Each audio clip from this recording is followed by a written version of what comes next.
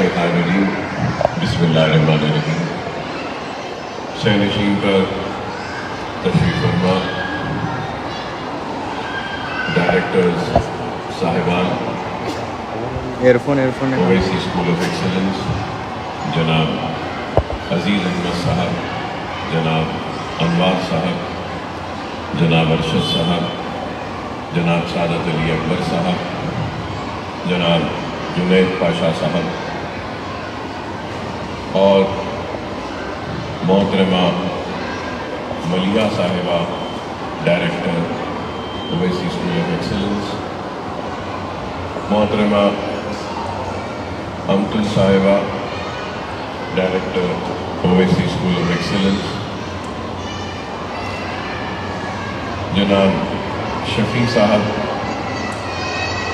Trustee سالار ملت educational trust, سلیم bag صاحب رکن بلدیہ عظیم تر حیدرآباد، جناب حفیظ پٹیل صاحب نمائندہ کارپوریٹر عظیم تر حیدرآباد، جناب عرفان خان صاحب، اور آج کی اس تقریب میں شرکت کرنے کے لیے آئی ہوئی میری عزت مآب پردہ نشین ماں اور بہنوں، الحمدللہ اللہ کا فضل و کرم، نبی کریم صلی اللہ علیہ وسلم کا صدقہ، اولیاء اللہ کی دعائیں، بزرگوں کی دعائیں، نوجوانوں کی دعائیں کہ اللہ سبحانہ و تعالیٰ سالار ملت ایجوکیشنل ٹرسٹ سے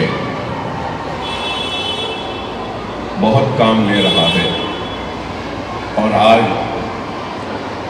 کی تقریب اور آج آپ لوگ کو یہاں پہ رحمت اس لیے دی گئی ہے کہ سال میں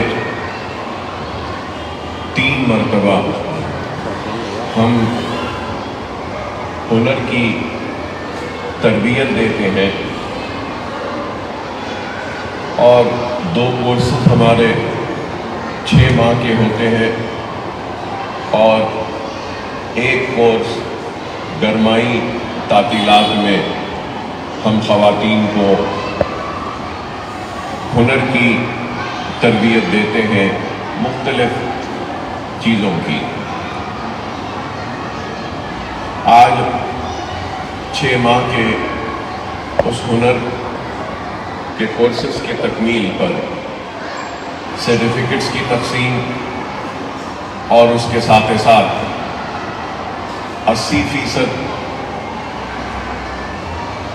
سے زائد جن کی اٹینڈنس ہے ان کو ہم اپنی جانب سے، اگر کسی نے بیوٹیشن کا کورس کیا تو وہ بیوٹیشن کی پوری کٹ دیتے ہیں، اور کسی نے اگر سوئمنگ کا کورس کیا اور 80% سے زائد اٹینڈنس ہے تو ان کو سوئمنگ مشین بھی ہم دیتے ہیں۔ سالار ملت ایجوکیشن ٹرسٹ کا قیام اس لیے ہوا تھا کہ جہالت کا خاتمہ کرے، موقع فراہم کرے، اور علم کی اہمیت کو عوام کے سامنے رکھتے ہوئے پرانے شہر کے ان حصوں کو جو لوگ دشمنی میں اور تعصب اور نفرت کی وجہ سے جہالت کا مرکز کہتے تھے، ان کو یہ بتانا ہم چاہتے ہیں، اور بتانا یہ چاہتے تھے کہ یہ جہالت کا مرکز نہیں بلکہ یہ قابلیت کا مرکز ہے، سنجیدگی کا مرکز ہے، علم کا مرکز ہے، روزگار کا مرکز ہے، صرف یہی ہے کہ ان علاقوں کو موقعوں سے محروم رکھا گیا، نظر انداز کیا گیا۔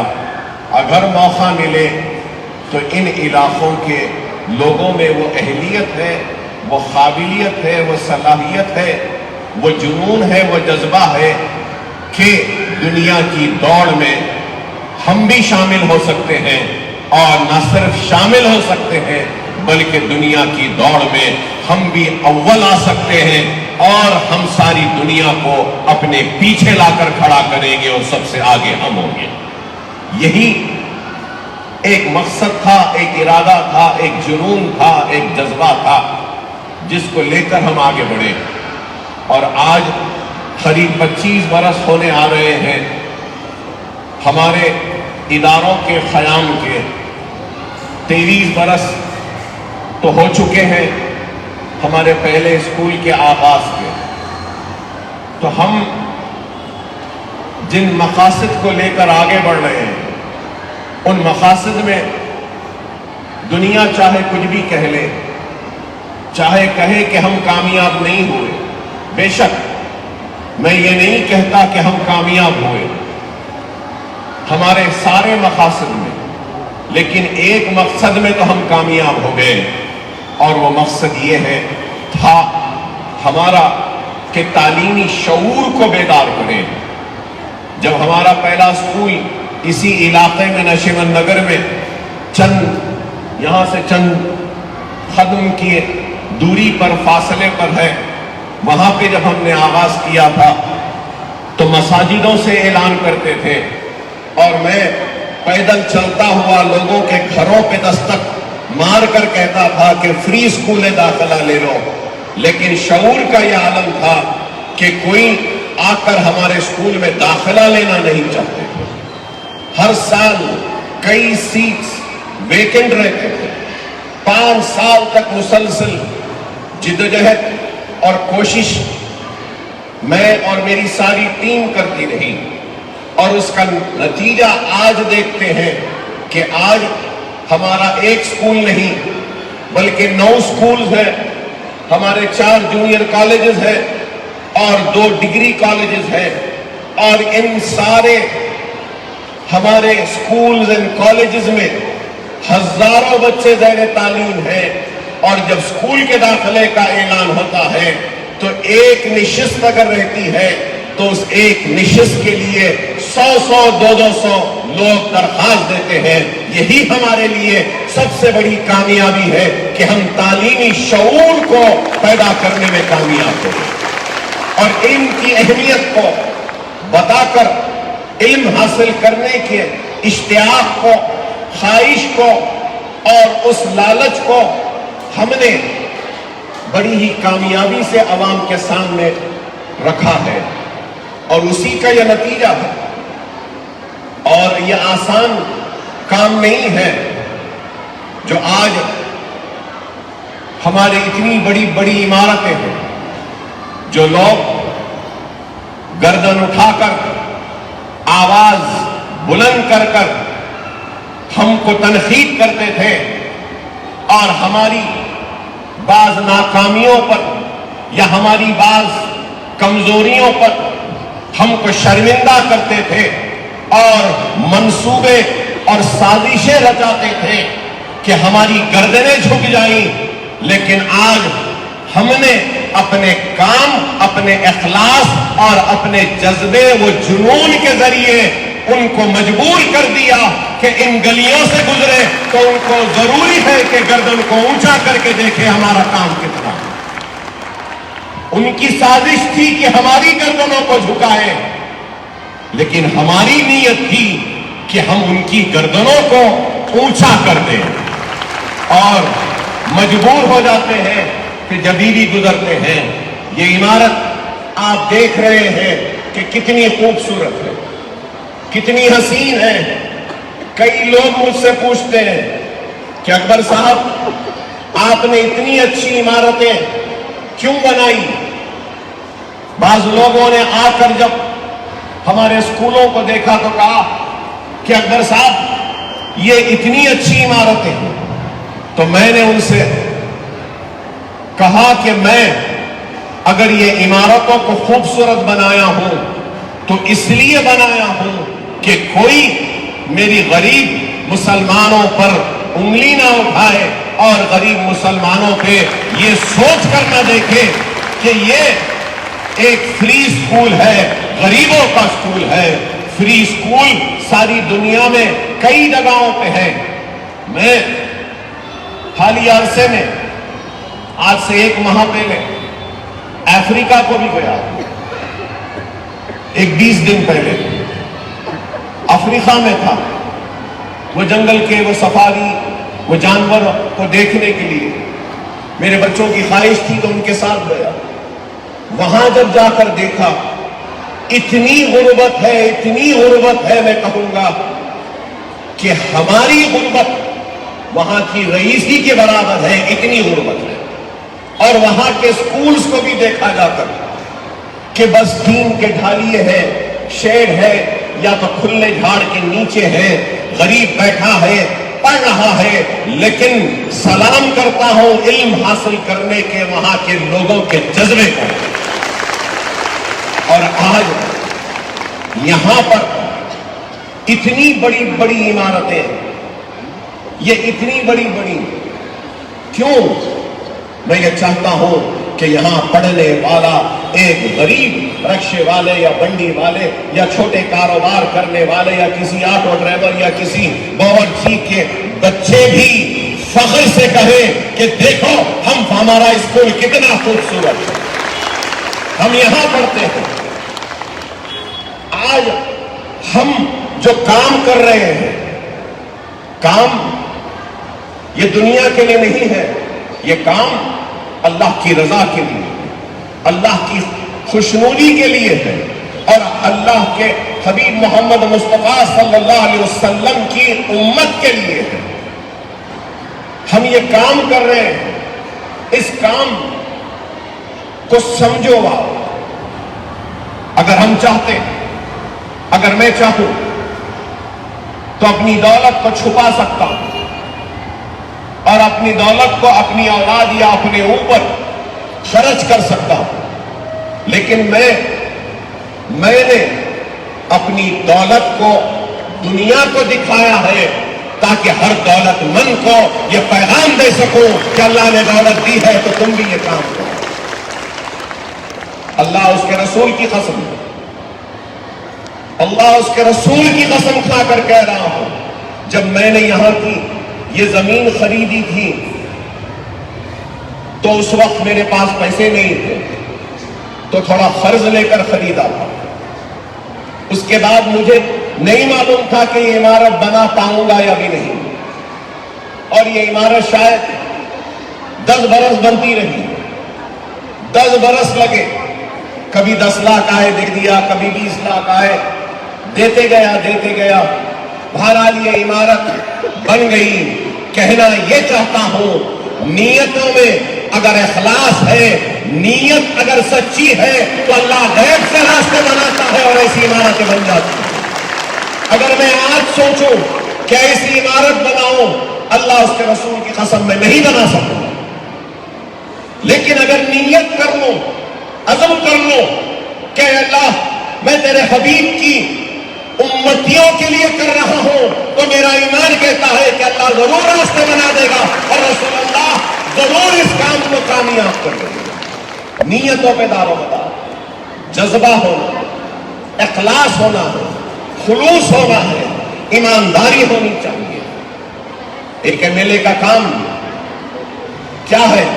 اسمبلی میں جانا، مسائل کی نمائندگی کرنا، بنیادی سہولتوں کو مہیا کروانا، لائٹ، روڈ یا پھر sewerage, strong water drain, government schools, یہ کام کرنا۔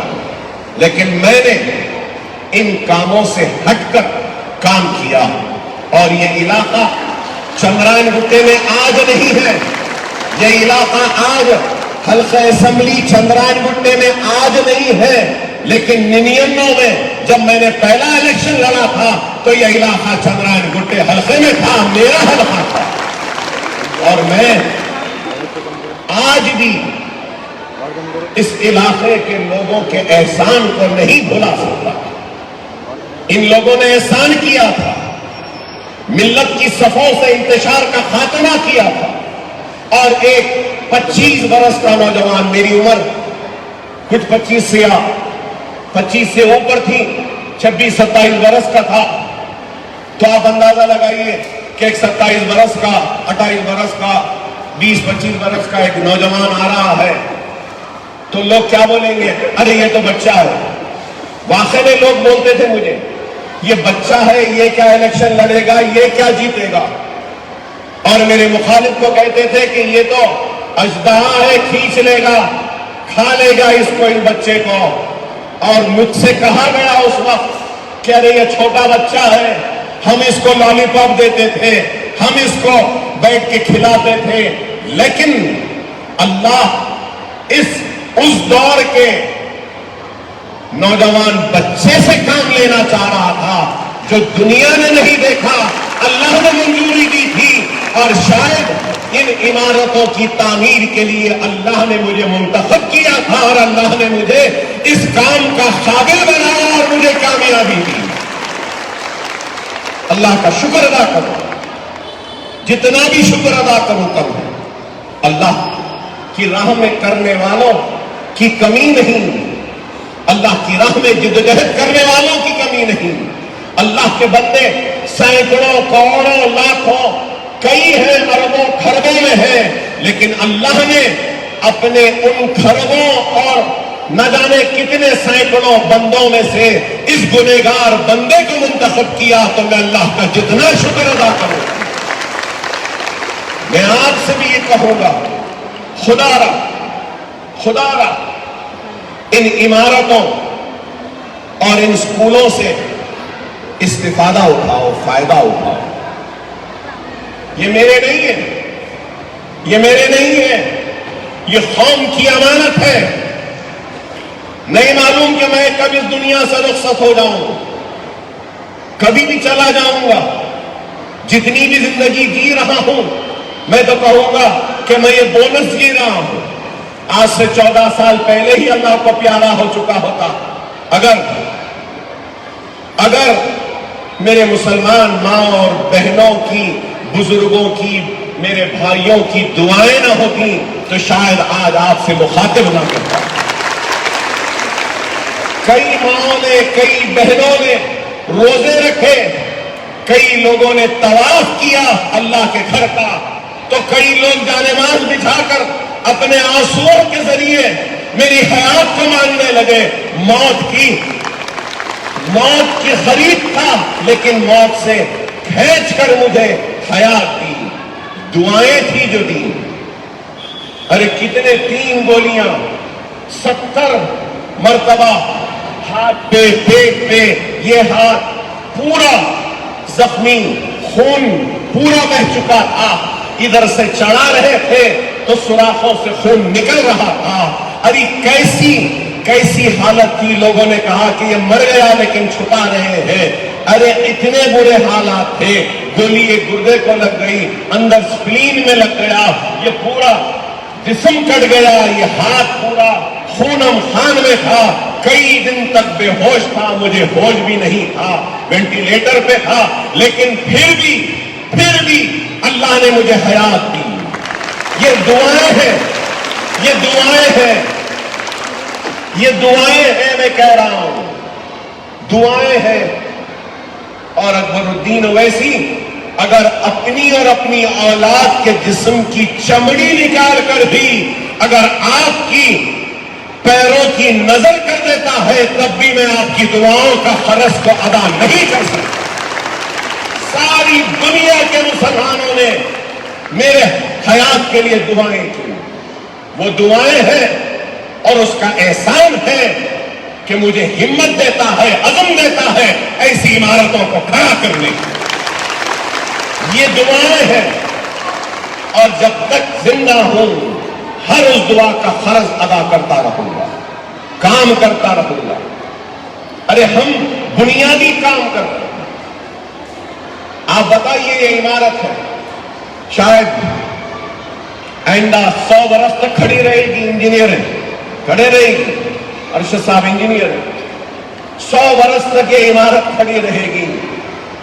100 برس تک ہزاروں لڑکیاں آتی رہیں گی, تعلیم حاصل کرتے رہیں گی, اپنے زندگی کو سجائیں گی, سنواریں گی اور اپنے زندگیوں میں نئی خوشحالی لائیں گی. اگر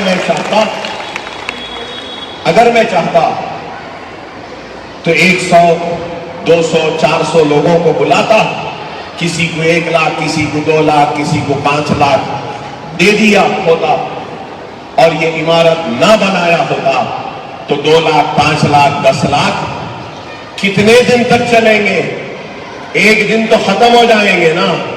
لیکن میں نے دولت نہیں دی, پیسہ نہیں دیا, سونا نہیں دیا, چاندی نہیں دی, زمین نہیں دی. میں نے ایسی دولت ان کو دی ہے جو بانٹنے سے, دینے سے ختم نہیں ہوتی اور بڑھتی ہے. علم کی دولت ایسی واحد دولت ہے, جتنا بانٹو اور بڑھتی ہے, جتنا تقسیم کرو اور بڑھتی ہے. ختم ہونے والی دولتوں میں روپیہ بھی ہے, پیسہ بھی ہے, زمین بھی ہے, جائیداد بھی ہے, سونا بھی ہے, چاندی بھی ہے, ہیرے بھی ہے, موتی بھی ہے, لیکن ایک دولت ہے جو کبھی ختم نہیں ہوتی, وہ علم کی دولت ہے. وہ میں آپ کو دے رہا ہوں. یہ دولت ہے, یہ دولت ہے. اور اس چیز کو سمجھو. خدا را لوگ پوچھتے ہیں کہ اکبر الدین اویسی کی کامیابی کا راز کیا ہے؟ میری کامیابی کا راز نیک نیت ہے. میری کامیابی کا راز ایمانداری ہے. میری کامیابی کا راز اخلاص ہے, خلوص ہے. میری کامیابی کا راز نماز ہے. میری کامیابی کا راز قرآن کی تلاوت ہے. میری کامیابی کا راز سنت رسول اللہ پہ عمل کرنا ہے. میری کامیابی کا راز شریعت پہ عمل کرنا ہے. میری کامیابی کا راز میری ماں باپ کی دعائیں ہیں. یہ کر لو, آسان ہے, آسان ہے. ماں باپ کا احترام کرنا, ماں باپ کی دعا لینا کوئی مشکل کام نہیں. ماں کے قدموں تلے جنت ہے تو باپ کی دعائیں جنت کے دروازے کی چابی ہے. ارے ماں باپ کا احترام کرو, بڑوں کا احترام کرو, اپنے اساتذہ کی عزت کرو. مظلوم پر ظلم ہوتا ہے تو اس مظلوم کا ساتھ دو. بیواؤں کی مدد کرو, یتیموں کے سر پر ہاتھ رکھو, سنت رسول اللہ پہ عمل کرو, قرآن کو پڑھو, نماز کو پابندی سے پڑھو. دنیا کی کوئی طاقت تم کو ناکام یا شکست نہیں دے سکتی. اس چیز کو سمجھو. خدا را اللہ اگر مصیبتوں تکلیفوں میں ڈال کر آزماتا ہے تو اس چیز کو یاد رکھو, اللہ آرام و سکون دے کر بھی آزماتا ہے. اگر آج میں MLA ہوں تو میں یہ کہوں گا کہ اللہ نے مجھے MLA بنا کر بھی آزما رہا ہے. کیا میں اپنی ذمہ داری کو پورا کر رہا ہوں یا نہیں؟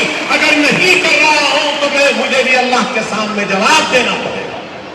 اگر آج اللہ نے مجھے دولت دی تو اللہ دولت دے کر بھی آزما رہا ہے.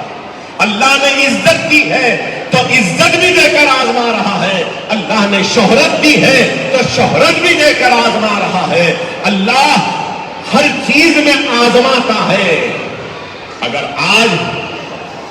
آج یہاں بیٹھے میری ماں اور بہنوں میں سے کل کو کوئی مشہور ہو جائے, دولت مند ہو جائے, کامیاب ہو جائے تو اللہ کے لیے اس کامیابی کے تکبر میں نہ رہو, اس ترقی کے نشے میں نہ رہو, اس دولت اور اقتدار کے نشے میں نہ رہو.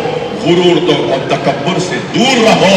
اور اس کامیابی، اس دولت، اس شہرت میں بھی سجدے میں گر کر اللہ سے کہو کہ اے اللہ مجھے اس کامیابی کے نشے سے دور رکھ، اے اللہ اس دولت کے غرور سے مجھے دور رکھ، اے اللہ اس طاقت کے تکبر سے مجھے محفوظ رکھ، کیونکہ یہ اللہ کی آزمائش ہے۔ دنیا آج نہیں سمجھتی، دنیا میں کئی طاقتور لوگ ہیں، سمجھتے ہیں کہ ہمارے پاس تو طاقت ہے اور سمجھتے ہیں کہ یہ طاقت سے ہم کچھ بھی کریں گے۔ نہیں، اللہ سبحانہ و تعالیٰ قرآن میں ارشاد فرما رہا ہے، مولانا یہاں موجود ہے، اگر غلط میں ہوں کہہ رہا ہوں تو مجھے ٹوکے، کہ کوئی بھی کتنی بھی پلاننگ کر لے، سب سے بڑا پلانر اللہ کہتا ہے قرآن میں کہ میں ہوں، میں ہوں۔ اللہ 2 مرتبہ مسکراتا ہے، اللہ 2 مرتبہ مسکراتا ہے۔ ایک اس وقت جب اللہ کسی کو نیچا کرنا چاہتا ہے اور دنیا اس کو اونچا کرنا چاہتی ہے تو اس وقت اللہ مسکراتا ہے، سب سے پہلا وہ۔ اور دوسرا، جب اللہ کسی کو اونچا کرنا چاہے اور دنیا اس کو نیچا کرنا چاہے تو اللہ اس وقت بھی مسکراتا ہے۔ ارے دنیا کا پتا اللہ کی مرضی کے بغیر نہیں ہلتا، یہ ذرہ ذرہ بھی اللہ کی مرضی کے بغیر نہیں ہلتا، یہ سورج اللہ کی مرضی کے بغیر روشنی نہیں دیتا، تو یہ بادل اللہ کی مرضی کے بغیر برستے نہیں، یہ پتے ہلتے نہیں اللہ کی مرضی کے بغیر۔ ارے ہر ایک چیز محتاج ہے تو اللہ کی، اللہ پہ ایمان رکھو اور اپنے ایمان کو مضبوط کرو، اپنے دکھ درد تکلیف میں اللہ کو راضی کرو، اللہ کے قریب ہو جاؤ، اللہ تمہارے قریب ہو جائے۔ اللہ قریب تو دنیا کی کوئی طاقت تم کو نہیں جھکا سکتی۔ اللہ ڈھیلی ڈوری چھوڑتا ہے، یاد رکھو، لیکن اللہ جب رسی کو کھینچتا ہے تو پھر اللہ کا عذاب نازل ہوتا ہے۔ اللہ کا عذاب زلزلوں کی شکل میں آتا ہے تو اللہ کا عذاب قحط کی شکل میں آتا ہے، تو اللہ کا عذاب طوفان کی شکل میں آتا ہے، تو اللہ کا عذاب آتش فشاں کے پھٹنے کی شکل میں آتا ہے۔ کئی شکلوں میں اللہ کا عذاب آتا ہے۔ خدا را اپنے ایمان کو مضبوط کرو، غرور و تکبر سے دور رہو، اقتدار کے نشے سے اللہ محفوظ رکھے اور طاقت کے تکبر سے اللہ محفوظ رکھے، دولت کے نشے سے اللہ محفوظ رکھے۔ یہ ہاتھ ہے، یہ پسینہ ہے، ہاتھ کا پسینے کی طرح ہے انسان کی دولت، اس کی حیات نہیں معلوم کہ کب ختم ہو جائے، کب چلے جائے۔ خدا را سمجھو میری بات کو، آج وقت اور حالات بڑے نازک ہیں، آزمائش کا وقت ہے۔ دیکھو سب کے پاس فون ہوگا، نیوز دیکھو، نیوز پڑھو، کیا تکلیف ہوتی ہے، آنکھوں سے آنسو ٹپک پڑتے ہیں کہ فلسطین میں ہمارے بھائی بہن اور معصوم بچوں کا کیا حال ہے، دانے دانے کا محتاج ہے۔ اے اللہ تو فلسطینیوں کی مدد کر، ان معصوم بچوں کو غذا۔ آپ بتاؤ کون ہے، کہاں ہے ہیومن رائٹس، کہاں ہے دنیا کی طاقتیں، کہاں ہے وہ لوگ جو چیمپئنز بنتے ہیں انسانیت کے، کہاں ہے وہ لوگ جو چیمپئنز بنتے ہیں فاقہ کشی پر، مال نیوٹریشن پہ بات کرتے ہیں، کہاں ہے وہ لوگ؟ آپ بتاؤ کیا تکلیف ہے، کیا مصیبت ہے، اور کیا ایک ایک دانے کو محتاج بنا دیا گیا۔ ماؤں کے چھاتیاں سوکھ گئی، اپنے بچوں کو دودھ پلانے کے لیے ان کے پاس دودھ نہیں، اور پھر وہ بوتلوں میں دودھ کی جگہ ایک شوربہ یا کچھ بنا کے پلا رہے بچوں کو, اور بچے پھٹر گئے ہیں, ہاتھیں پھٹر گئے ہیں, مڑ گئے ہیں, پیٹ پیٹ کو آ گیا ہے. ارے دیکھو اللہ کی کیا آزمائش ہے. ارے کچھ نہیں کر سکتے تو کم از کم آج یہاں سے طے کر کے اٹھو کہ ہم ہماری ہر نماز میں فلسطینی ماں کے لیے دعا کریں گے, فلسطینی بھائی کے لیے دعا کریں گے, فلسطینی بچوں کے لیے دعا کریں گے, بیت المقدس کے لیے دعا کریں گے. خدا را ہم کچھ نہیں کر سکتے, دعا تو کر سکتے. دعاؤں میں بہت بڑی طاقت ہے. اگر کوئی سمجھتا ہے کہ دعاؤں میں نہیں ہے تو رسول اللہ صلی اللہ علیہ وسلم کی حدیث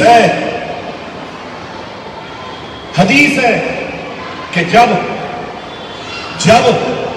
ایک بندہ اپنے گناہوں سے توبہ کرتا ہے اور اللہ سے معافی مانگتا ہے اپنے گناہوں کی توبہ پر, اور سجدے میں گر کر روتا ہے, تو اس کے گناہ ایسے معاف ہو جاتے ہیں جیسے وہ ابھی ماں کے پیٹ سے دنیا میں ختم ہو گیا. اور اگر میں غلط ہوں تو انوار صاحب ٹوک سکتے ہیں, کیونکہ میں مولانا نہیں, مذہبی آدمی نہیں, میں تو گنہگار ہوں.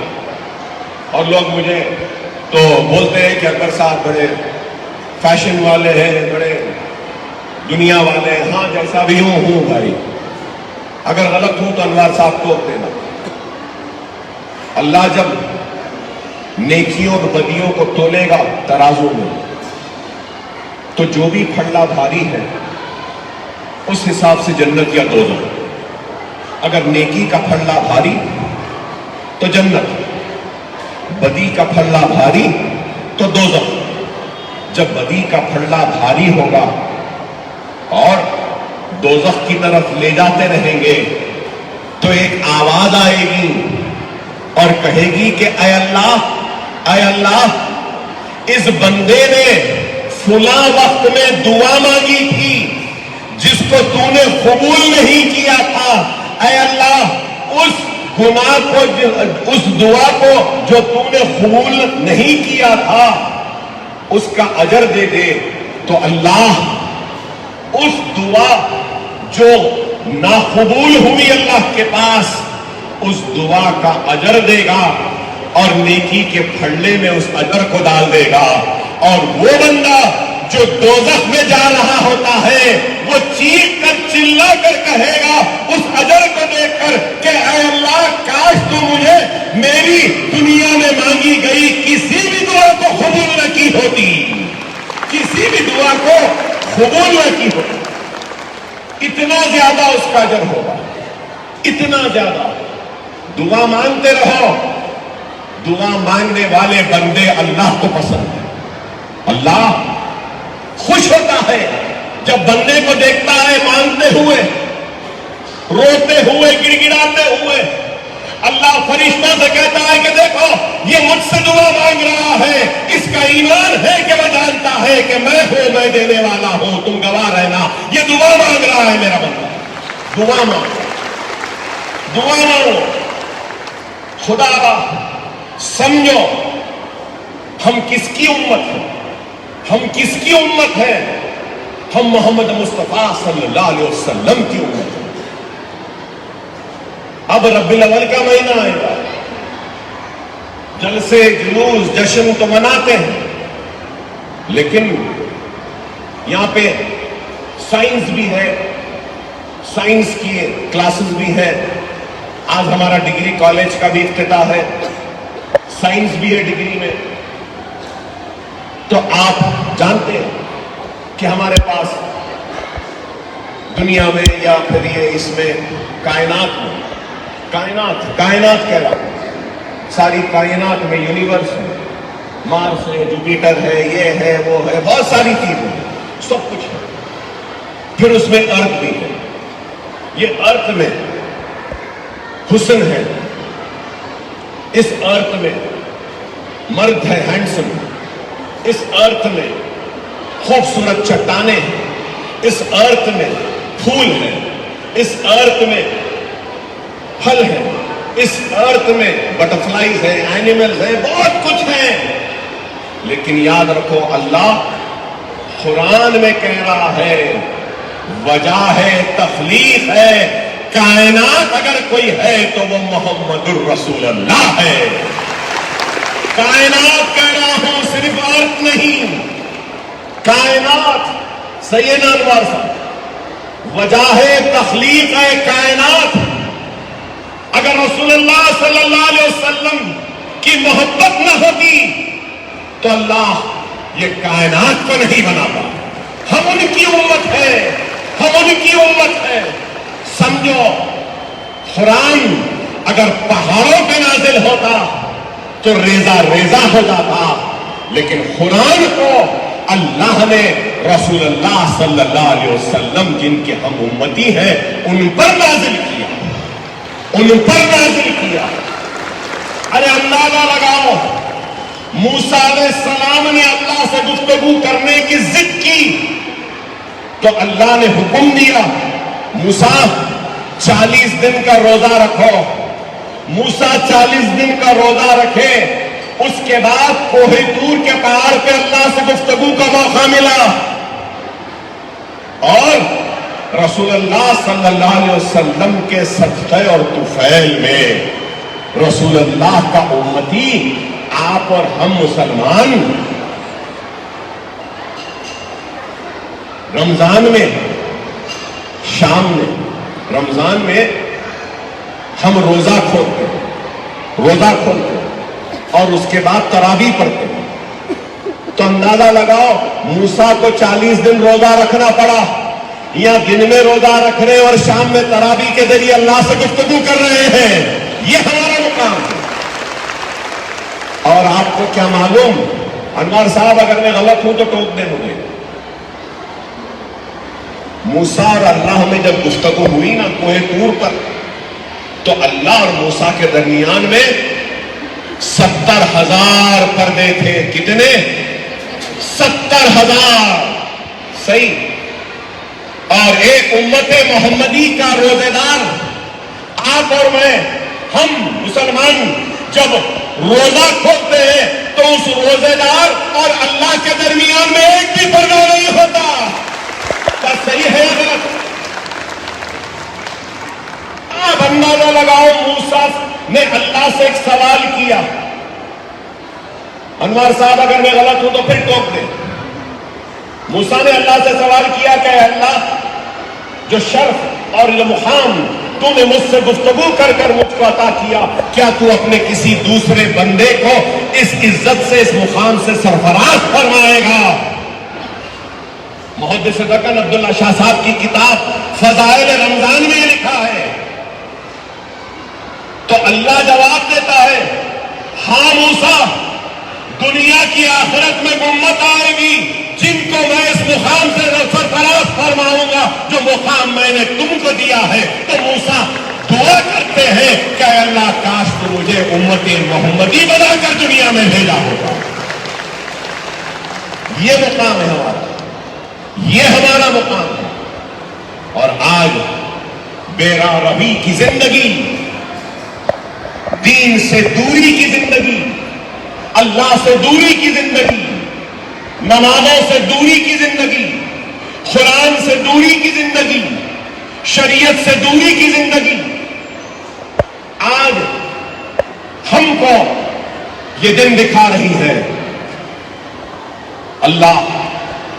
اللہ کو راضی کرو، اللہ کو راضی کرو، اللہ کے قریب ہو جاؤ، اللہ آپ کے قریب ہو جائے۔ خدا را سمجھو اس بات کو۔ آج لوگ باتیں کرتے ہیں، بہت کچھ کہتے ہیں، شاید اس گرمی میں، برقعوں میں، حجاب میں آپ لوگ اتنی دیر سے مجھے سن رہے ہیں۔ میں تو سیاسی رہنما ہوں، لیکن میں کوشش کرتا ہوں کہ جب بھی موقع مل جائے اللہ رسول کی کچھ باتیں سننے والے سامعین کے سامنے رکھوں، اور کوشش کروں کہ ان سننے والے سامعین میں سے ایک بھی اللہ کے بندے کو جو اللہ سے دور ہے اس کو اللہ کے قریب لا لوں تو میری زندگی اور میرے خطاب کو کامیاب سمجھتا ہوں۔ اس لیے اتنی دیر سے کہہ رہا ہوں، خدا را سمجھو، خدا را اپنے اللہ کو راضی کرو۔ حرام حلال کی تمیز ہے اسلام میں۔ انوار صاحب نے کیا خوب کہا خواتین کے حقوق کے تعلق سے، خواتین کو کیا کہا گیا ہے۔ حضرت عائشہ رضی اللہ عنہ کے بارے میں کہا، سب کچھ کہا، کیا اچھا کہا، کتنی اچھی باتیں کہی۔ اور انوار صاحب کی اچھی باتوں نے مجھے بھی چند باتیں کرنے کے لیے مجبور کیا۔ اللہ ایسے عالموں کو، ایسے قابل لوگوں کو، ایسے نیک لوگوں کو ہمارے ساتھ رکھے، ہماری رہنمائی کے لیے رکھے اور ہم کو روکنے اور ٹوکنے کے لیے رکھے۔ اللہ ان کو حیات۔ یہ نیک لوگ، ہم تو گنہگار ہیں، اتنا سب کچھ کرتے ہیں اور اللہ سے دعا کرتے ہیں کہ اللہ تو اس کو قبول کر لے، تو اس کو قبول کر لے۔ خدا را اپنی زندگیوں میں تبدیلی لائی، علم کی اہمیت کو سمجھے، جہالت کے اندھیروں کو اپنے زندگیوں سے نکالیے، علم کی روشنیوں کو اپنے گھروں میں پیدا کریے، زیور تعلیم سے آراستہ ہو جائیے، جہالت کا خاتمہ کریے، خواتین کی تعلیم پر توجہ دی۔ یہ ادارہ یہاں پہ ہے سالار ملت Sultan Salahuddin Owaisi girls educational campus KG to PG ہے۔ یہ خواتین کے لیے ہے، میری بیٹیوں کے لیے ہے، میری بہنوں کے لیے ہے، میری ماں کے لیے۔ اور یہ ادارہ اس شخص کے نام ممنون ہے، اس شخص کے نام جو ملت کی صفوں سے خوف کو مٹایا تھا، ایک مرکز سیاسی کو لایا تھا اور مجلس اتحاد المسلمین کو ایک طاقتور جماعت بنایا۔ اگر آج ہم کچھ کہنے کے قابل بنے، کچھ کرنے کے قابل بنے اور کچھ کر رہے ہیں، کچھ بول رہے ہیں تو یہ طفیل ہے، تو میرے باپ، میرے مرحوم صدر، میرے سالار کا کہ ہم اس قابل بنے کہ کچھ کر سکے، کچھ بول سکے۔ اگر یہ شخص نہ ہوتا تو ہم نہ ہوتے، یہ ادارے نہ ہوتے اور آپ کو یہاں پہ تعلیم کا موقع ملتا۔ اللہ سالار ملت کی قبر کو نور سے بھر دے، اللہ سالار کی قبر کو نور سے بھر دے کہ یہ وہ سالار ہے جس نے قوم کے لیے medical engineering college, MBA MCA college, pharmacy college, nursing college, physiotherapy college اور دوسرے کئی کالجز، اویسی ہاسپٹل، واسرا ہاسپٹل قائم کیا۔ ارے آج میں کہوں گا کہ عبدالواحد اویسی کی قبر کو اللہ نور سے بھر دے۔ فخر ملت یہاں آگے مغل پورے پہ فخر ملت سینٹر ہے، شاید یہ نوجوان لڑکیوں کو نہیں معلوم۔ عبدالواحد اویسی مجلس اتحاد المسلمین کا احیاء کرے تھے، مجلس ختم ہو گئی تھی، تخت و تاج لٹ چکا تھا، جاگیریں لٹ گئی تھیں، خوف اور مایوسی کا عالم تھا، لاکھوں لوگوں کا قتل عام ہوا تھا، بولیوں میں پانی کم اور ہمارا خون زیادہ تھا، تیرتی ہوئی لاشیں تھیں۔ ایسے وقت میں مجلس کی صدارت کو قبول کرنے والے کا نام فخر ملت مولوی عبدالواحد اویسی تھا۔ انہوں نے بیج بویا، انہوں نے فخر ملت عبدالواحد اویسی نے بیج بویا تو سالار ملت نے اپنے خون اور پسینے اور جوانی کی سارے دنوں کی اس پسینے کو، اس بیج کو سینچا، اس بیج کی حفاظت کی اور ایک درخت بنایا، ایک درخت بنایا۔ فخر ملت نے بیج بویا، سالار ملت نے اس بیج کو درخت کی شکل دی۔ آج بشمول میں اور آپ اور یہاں بیٹھے یہ قائدین اور دارالسلام میں بیٹھنے والے قائدین بھی اگر آج فخر ملت کے بوئے ہوئے بیج کو، جس کو سالار نے درخت بنایا، ہم سب اس کے پھل کھا رہے ہیں، ہم سب اس کے پھل کھا رہے ہیں۔ ارے حقیقی طور پہ محنت، کوشش، قربانی، ایثار اگر کسی نے کیا ہے تو فخر ملت عبدالواحد اویسی اور سالار ملت سلطان صلاح الدین اویسی نے کیا۔ ارے ہم کو بولنے کا سلیقہ بھی آیا تو ان دو لوگوں کی طفیل میں جوتیوں کا صدقہ ہے کہ ہم بولنا سکتے۔ اگر کچھ کر رہے ہیں تو بھی ان دو لوگوں کا۔ دنیا بڑی ظالم ہے، دنیا عجیب و غریب ہے۔ جب تک زندہ رہتے ہیں تو آگے پیچھے گھومتے ہیں، جب مر جاتے ہیں تو تھوڑے دن روتے ہیں، چہلم ہوتا ہے، اس کے بعد دنیا کا نظام ہے، میں کسی کے اوپر نہیں، یہ قدرت کا نظام، قدرت کا نظام۔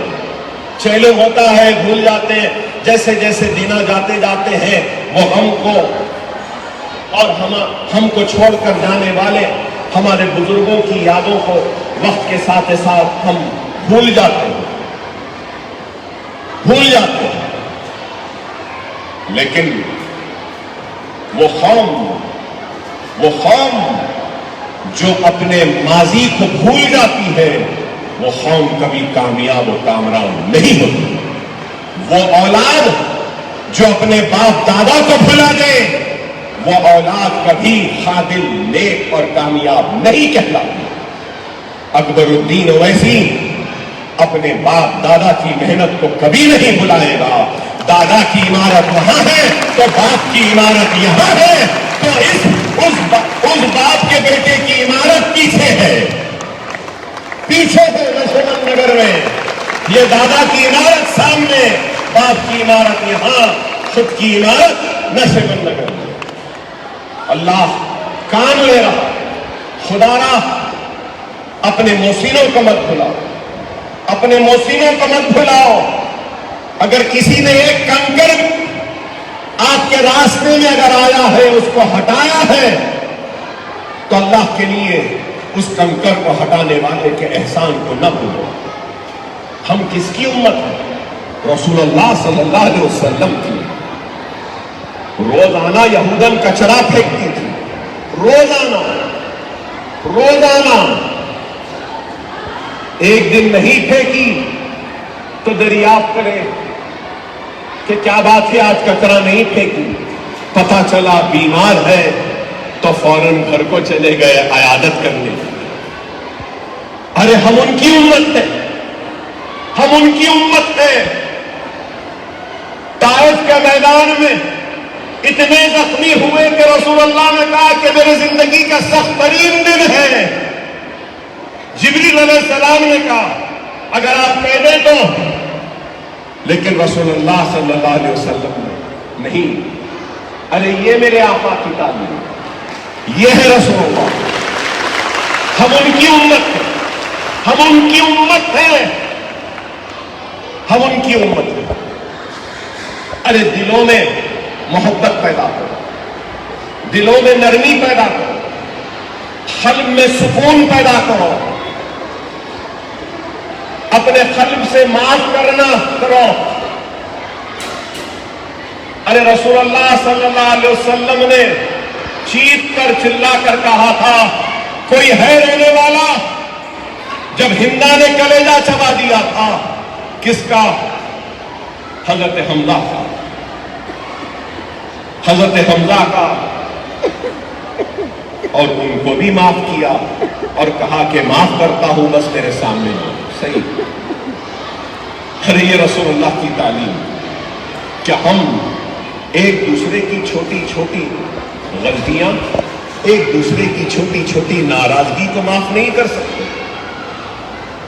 ارے مجھے گولیاں مارے، چاقوؤں سے مارے، تلواروں سے مارے، میرے بچے چھوٹے چھوٹے تھے، 15 برس پہلے یتیم ہو جاتے تھے، میری بیوی بیوہ ہو جاتی تھی، میری ماں رو رو کر برا حال تھا، میرے بھائی کے کھانے پہ میری میت آ جاتی، لیکن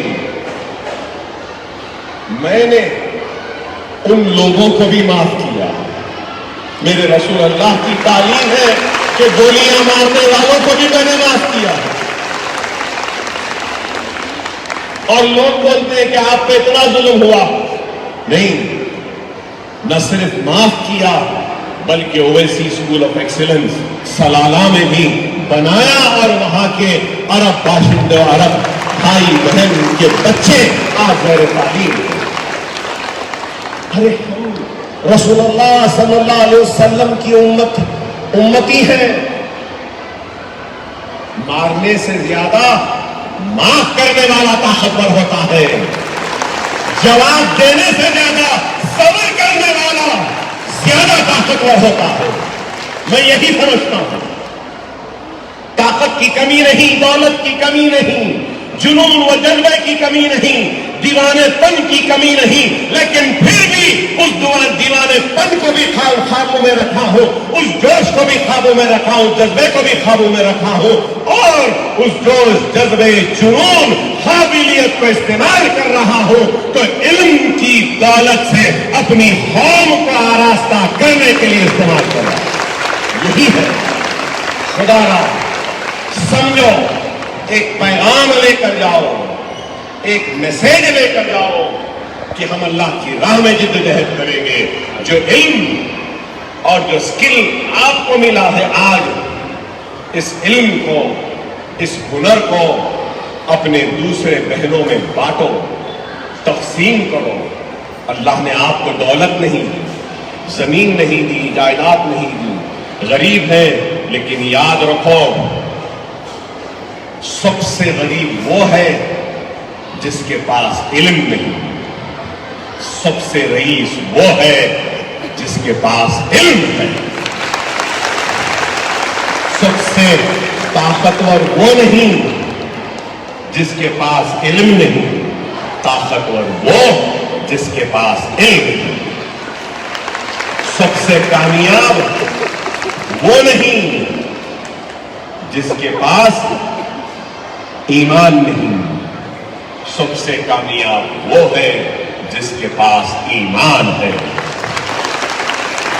خدا اپنے ایمان کو مضبوط کرو، اللہ کو راضی کرو، رسول اللہ صلی اللہ علیہ وسلم کی خوشنودی کے لیے کام کرو، ماں باپ کا احترام کرو، اساتذہ کا احترام کرو، بڑوں کی عزت کرو، چھوٹوں کا لحاظ کرو، غرور اور تکبر سے محفوظ رہو، دور رہو۔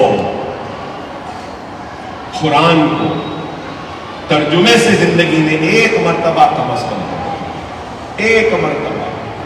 گھر سے کبھی بھی نکلو تو ایک رکوع ہی صحیح قرآن کی پڑھ کے نکلو۔ اللہ کی حفاظت میں رہو گے، اللہ کی حفاظت میں رہو گے۔ کہیں پر بھی جا رہے ہو تو نماز کا وقت ہوا تو 2 منٹ نکال لو، نماز پڑھو، مظلوم کی مدد کرو، بیوہ کا سہارا بنو، یتیم کے سر پر ہاتھ رکھو، جو کچھ اپنے سے بنتا ہے وہ کرو، مدد کرو۔ اگر کچھ نہیں کر سکتے تو ہاتھ اٹھا کر اپنی قوم، اپنے مسلمان، اپنے ایمان والے بھائیوں اور بہنوں کے لیے دعا کرو۔ اللہ آپ کو، ہم کو، سب اللہ محفوظ رکھے، اللہ ہماری حفاظت کرے، اللہ ہمارے گھروں میں خوشحالی دے، اللہ ہمارے بے روزگار بچوں کو نوکریاں اور روزگار عطا کرے، اللہ ہمارے گھروں میں بیٹھی ہماری بیٹیاں بہنیں جو ہے جن کی شادیاں نہیں ہو رہی، اللہ ان کی شادیاں کرے، اللہ ہمارے بچے جو تعلیم حاصل کر رہے ہیں ان کے علم میں اور اضافہ کر اور ان کی تعلیم کو کامیابی عطا کر۔ اے اللہ ہمارے گھروں میں جو بیمار ہیں ان کو شفا کاملہ عطا کر۔ اے اللہ ہمارے سروں پر ہمارے ماں باپ جو ہیں، اے اللہ ہمارے ماں باپ کو جو زندہ ہیں، اے اللہ ان کو حیات دے، صحت دے۔ اے اللہ ہمارے اس مجمع میں بیٹھے اگر کسی کی ماں نہیں، کسی کے باپ نہیں، تو اے اللہ وہ لوگ جن کی ماں یا باپ اس دنیا میں نہیں ہے، اے اللہ تو ان کی مغفرت عطا فرما۔ اے اللہ تو ان کے ماں باپ کو جنت میں اعلیٰ مقام عطا فرما۔ اے اللہ فلسطینی مسلمانوں کی حفاظت فرما، فلسطینی مسلمانوں کی حفاظت فرما، بیت المقدس کی حفاظت فرما۔ اے اللہ یہ لوگ بیت المقدس کی بے حرمتی کر رہے ہیں مولا، اے اللہ تو بیت المقدس کی حفاظت فرما۔ معصوم بچوں کو دانے دانے کا محتاج بنا دیا ہے اللہ، تو اپنی رحمت کو برسا دے، ان معصوموں کی جانوں کو بچا دے۔ اے اللہ تو ان کو غذا غیب سے عطا کر دے، طاقت غیب سے عطا کر دے۔ اے اللہ وہ مائیں جن کی چھاتیاں سوکھ گئی ہے مولا، تو ان کی چھاتیوں میں دودھ دے دے، اپنی اولاد کو پلانے کے لیے دودھ دے دے مولا، پریشان ہے۔ اے اللہ تو فلسطینیوں کی، میرے کلمہ گو مسلمانوں کی حفاظت فرما۔ اے اللہ تو ہمارے ملک ہندوستان کی بھی حفاظت فرما۔ اے اللہ ہم کو نیک بنا، ایک بنا، ہم کو اپنے گناہوں سے دور رہنے کی توفیق و ہدایت عطا فرما۔ اے اللہ ہم سے اگر کوئی غلطیاں ہوئی تو معاف فرما، ہم سے کچھ غلطیاں ہوئی ہیں تو معاف فرما، معاف فرما، اور ہماری زندگیوں میں خوشحالی لا، ہم کو ترقی دے اور کامیابی دے۔ وآخر دعوانا الحمدللہ۔